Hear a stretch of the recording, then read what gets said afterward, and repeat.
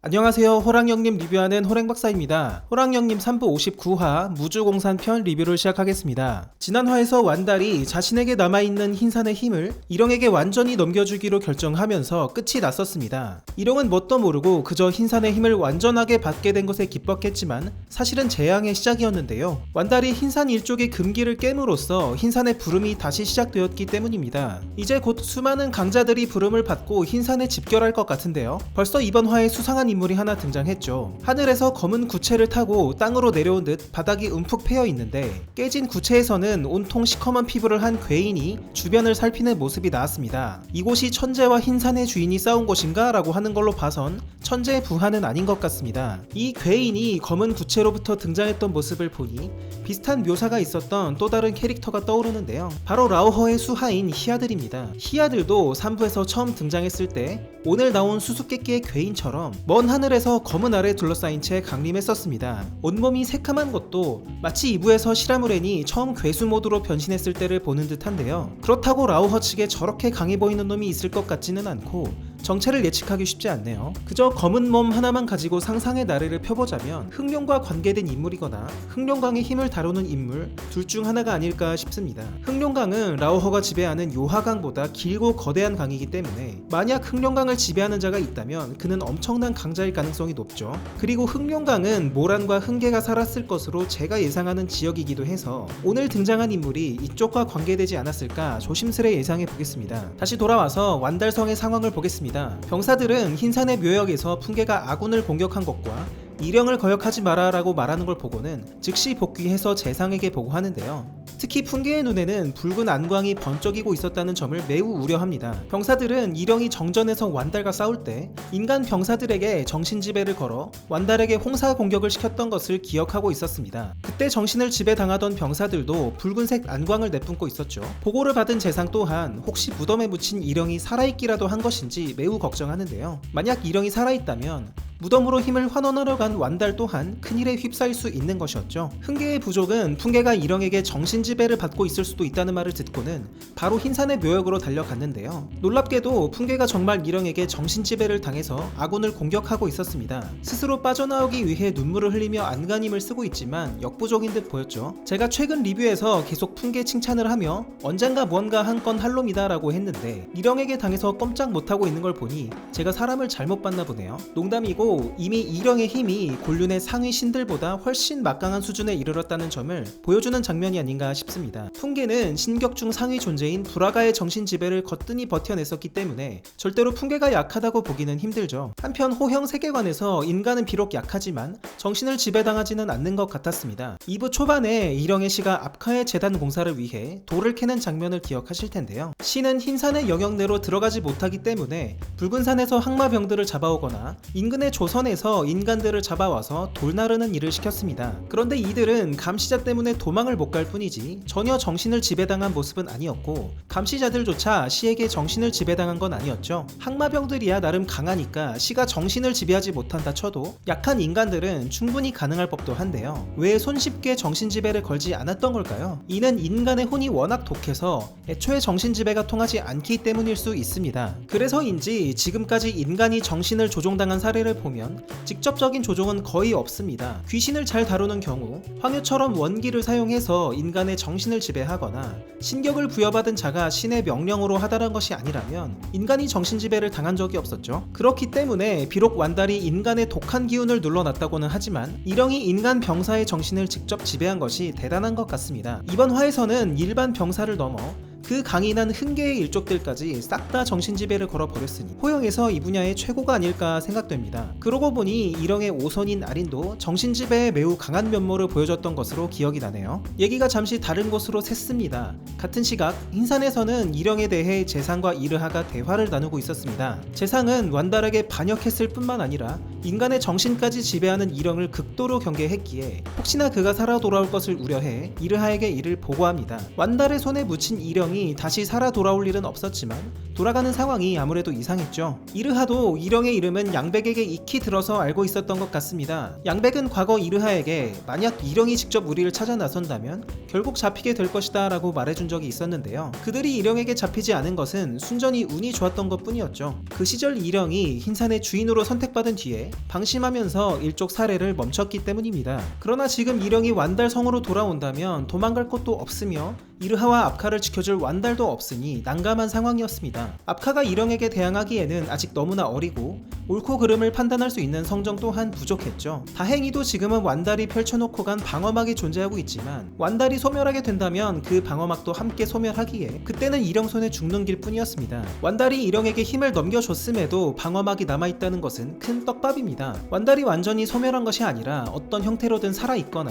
혼백이 남아서 흰산의 묘역에 계속 존재하고 있을 가능성도 있다는 것이죠. 그것은 완달이 금기를 깬 대가로 받은 벌일 수 있으며 어쩌면 죽어서도 죽지 못하는 그런 상태가 된 것일 수도 있어 보입니다. 일영이 나중에 작은 것들을 만들어서 흰산을 속이려고 할 때 이를 경고하는 완달의 대사가 2부에서 회상 장면으로 있었는데요. 완달은 적어도 그때까지는 존재하지 않을까 예상해 보겠습니다. 다시 흰산의 묘역으로 돌아가 보겠습니다. 풍계가 일영에게 정신지배를 당해서 난장판이 된 묘역에 라오허의 부하들이 하나둘 나타나는데요. 그들은 시라무렌의 첩보를 받고 멀리 떨어져서 묘역의 상황을 주시하며 염탐을 하는 중이었습니다. 완달이 소멸한 것이 확인되면 라오허는 바로 흰산을 총공격할 태세를 이미 갖추고 있었죠. 얼마 전 완달성의 볼모로 잡혀있는 시라무렌은 완달이 흰산의 힘을 환원하러 돌아갔다는 첩보를 급히 라오허에게 전했습니다. 작은 용처럼 생긴 비유를 통해 정보를 전하는 모습이 나왔죠. 비유는 산해경 서산경에 등장하는 뱀의 일종인데 태화산에 서식하고 6개의 발과 4개의 날개를 가졌다고 합니다. 작가님께서 산해경 그대로 묘사를 잘 하신 듯해요. 시라무렌의 첩보를 전해받은 라오허는 다소 의아하다는 반응을 보입니다. 완달이 벌써 힘을 환원하러 갔다는 것이 갑작스럽기도 하고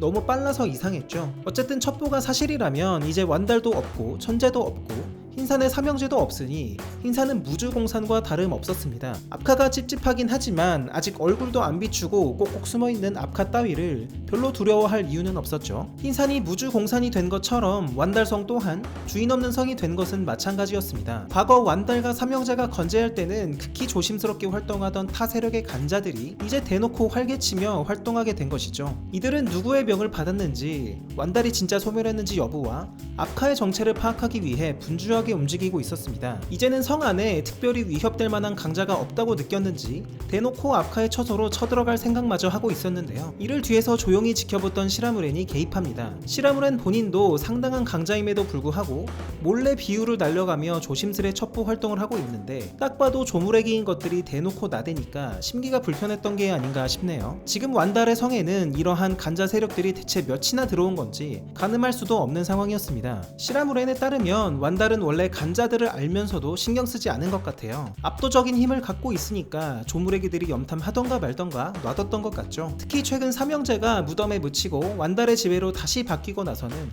대놓고 활개쳤던 것 같은데요. 정체를 들킨 간자들과 시라무렌이 한판 붙으려는 순간 눈앞에 믿을 수 없는 광경이 펼쳐집니다. 일영을 치러 갔던 흥계의 부족들이 되려 일영을 호위하며 성으로 복귀하는 모습이었습니다. 눈에는 붉은 안광이 서린 걸로 봐서 일영에게 정신지배를 당하는 것이 분명했으며 이들은 일영의 명을 받고 완달과 일영이 싸울 때 완달 편에 붙었던 부역자들을 모조리 죽이려 하고 있었죠. 성 안에 곧 피바람이 닥칠 것이 분명했고 시라무렌을 공격하려던 간자들도 바로 목이 잘리고 말았습니다. 그리고 흥계 부족의 호위를 받으며 위풍당당하게 성으로 복귀한 일영의 모습이 보이는데요. 그는 여전히 배객을 하고 있지만 어쩐지 표정이 썩 좋지만은 않아 보입니다. 일영이 완달에게 힘을 건네받는 시간은 며칠이 걸릴 정도로 길었는데요. 그 사이에 흰산의 부름에 대한 얘기를 완달에게 들은 것일까요? 결국 완달이 자신에게 순순히 힘을 내어준 것이 아니라 자신을 엿먹이는 꼴이 되었다는 걸 지금은 알고 있는지 모르겠습니다. 다음 화에서는 왠지 일영이 압카의 처소를 가장 먼저 쳐들어갈 것 같은데요. 만약 완달이 힘을 건네주고 소멸했다면 방어막은 사라져 있어야 합니다. 그렇지 않고 어떤 형태로든 존재하고 있다면 방어막은 사라지지 않았을 겁니다. 이런 상황에서 일영이 어떻게 대응할지 궁금하네요. 그리고 대흥과 함화는 압카를 직접 본 뒤로 순순히 묘역으로 다시 걸어 들어갔는데요. 그들조차 압카를 처음 본 순간 하늘임을 느꼈다는 증거일 것입니다. 일영이 압카를 본다면 과연 어떤 반응을 보일까요? 대흥과 함화처럼 하늘임을 직감적으로 느낄지 자신의 위협으로 생각해서 그저 죽이려고 할지 일영의 선택이 궁금해집니다. 이번 화 리뷰는 이 정도로 마무리하고 아까 인간의 정신지배에 대해서 얘기한 김에 오늘은 인간에 대해서 조금 더 얘기해 보겠습니다. 제가 3부를 보면서 희한하다고 느낀 점이 있었는데요. 그것은 흰산 일족이 다른 일족들에 비해 인간과 함께하는 것들이 너무나 많다는 것입니다. 완달성만 해도 신하와 병력 능력들이 전부 인간으로 구성되어 있죠. 어떤 신하는 노정을 여는 등 특수 능력이 있거나 어떤 신하는 일영이 완달에게 개겼을 때 술법을 써서 포박하는 등 일반 인간을 뛰어넘는 능력을 보여주기도 했는데요.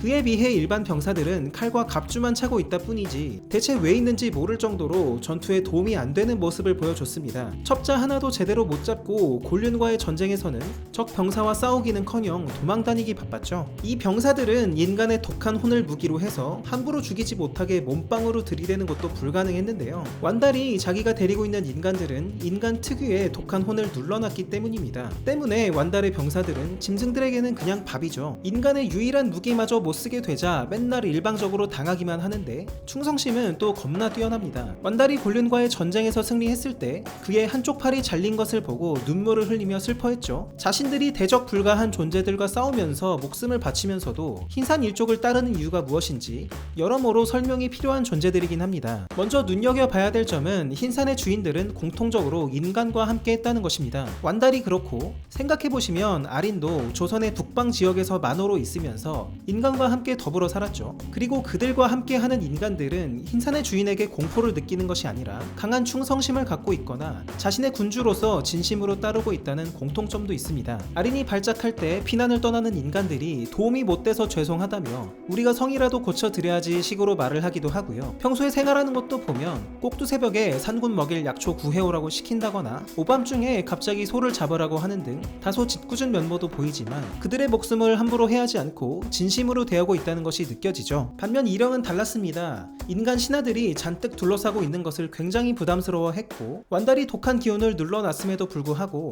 차근차근 인간 신하들을 정리하려고 했죠. 자기가 부를 때까지 정전에 나오지 말라는 말도 했습니다. 흰산의 주인이었던 완달과 아리는 왜 인간과 함께 하고자 했고 주인이 된 적이 없었던 일영은 왜 인간을 멀리하고자 했을까요? 분명히 뭔가 이유가 있을 거라고 생각합니다. 이번 곤륜과의 전쟁 때 완달이 구천연녀 랑랑과 붙은 적이 있었죠. 랑랑은 완달이 인간의 혼을 몸에 붙여서 흰산의 영역을 벗어날 수 있었다는 것을 파악하고는 매우 놀랍니다. 랑랑에 따르면 인간의 혼과 흰산의 기운 사이에는 까닭을 알 수 없는 유사성이 존재하는데요. 이 때문에 하찮은 인간이지만 그 혼의 기운만큼은 신격에 필적하고 독성은 더 강해서 신격을 해칠 정도라고 하죠. 인간 영혼이 흰산의 기운과 유사하다는 것은 분명히 둘이 관계가 있다는 것인데 인간과 흰산의 관계성을 한 번 더 강력하게 입증하는 사실이 있습니다. 그것은 바로 압카입니다. 압카는 아시는 것처럼 반인 반수, 즉 반은 인간이고 반은 짐승입니다. 흰산의 힘을 궁극에 이어받을 존재인 압카가 절반은 인간이라는 것이 의미하는 바는 무엇일까요? 어쩌면 흰산의 힘의 본질 자체가 인간이라는 것이고 압카의 과업은 악마 예루리를 처단하고 인간의 생존에 방해되는 모든 신격과 짐승들을 몰살시켜서 인간이 지배하는 세상을 만드는 것일 수도 있지 않을까요? 2부 후기의 Q&A를 보면 인간과 관련된 내용이 나옵니다. 짐승 세력은 인간들이 해로운 건 잘 알지만 좁은 곳에 군데군데 모여 사는 인간들과 굳이 부딪힐 일이 없었고 최상위 개체는 인간의 섬김을 받기도 했다고 해요. 그렇게 그들 사이에서는 평화가 유지됐고 최상위 개체는 오히려 인간을 보호했다고 합니다. 하지만 어떤 일을 계기로 짐승 세력이 인간 세력을 위험 요소로 인식하게 되었다고 합니다. 짐승들이 인간을 적극적으로 제거해야 될 대상으로 보게 되었다는 것인데요. 그 계기가 되는 사건이 뭔지는 아직 잘 모르겠지만 앞서 살펴봤던 것처럼 인간과 흰산의 관계성에서 시작되는 문제일 수도 있을 것 같습니다. 여튼 이맘때쯤 인간들도 자신들의 영혼 말고도 짐승에 대적할 수 있는 적극적인 수단을 만들었다고 해요.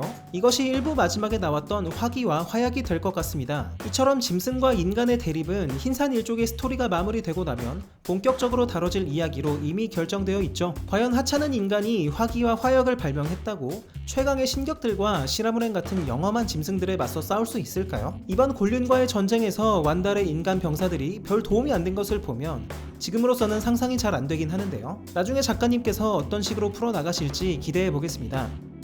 오늘의 리뷰는 여기까지입니다. 저는 다음 주 주말에 다시 찾아뵙겠습니다. 재밌게 보셨다면 구독과 좋아요 부탁드립니다. 감사합니다.